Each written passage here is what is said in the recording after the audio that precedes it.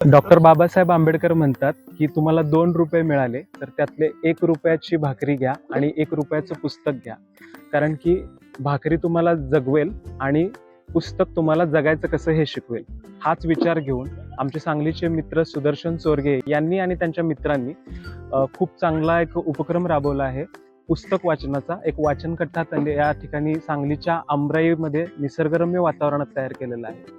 दर रविवारी सकाळी 8 ते 11 या वेळेत या ठिकाणी सगळे एकत्र येऊन पुस्तकं वाचतात. त्या वाचलेल्या पुस्तकांवरती त्या ठिकाणी नंतर चर्चा केली जाते. या चर्चेमध्ये साधारण 30 लोक जे आहेत ते 30 लोक आपापले मतं त्या पुस्तकाबद्दलची व्यक्त करतात. त्यामुळं पुढच्या वेळी ते पुस्तक वाचण्याची एक ओढ प्रत्येकाला तयार होते. तर या उपक्रमामध्ये तुम्ही सगळ्यांनी या ठिकाणी सहभागी होऊ शकता. उपक्रमामध्ये सहभागी होऊन मी देखील आमचे मित्र साहित्य अकादमीचं पुरस्कार प्राप्त जे आहेत नवनाथ गोरे यांचं बंदाटी नावाचं जे पुस्तक आहे हे पुस्तक मी या ठिकाणी वाचलेलं आहे. तर ॲडव्होकेट के.डी. शिंदे यांचं बहुजनांची सोनेरी पाने हे जे पुस्तक आहे हे कालच या ठिकाणी सांगलीमध्ये प्रकाशित झालेलं आहे.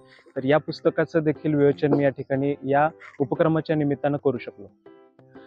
असं मला वाटतं की माणसं आणि पुस्तकं ही वाचल्याशिवाय समजत नाहीत आणि ती वाचल्याशिवाय आपलं जीवन समृद्ध होत नाही आणि ते जीवन समृद्ध करण्यासाठी तमाम सांगलीकरांना मी अशी विनंती करेन की या उपक्रमात तुम्ही सहभागी व्हावं.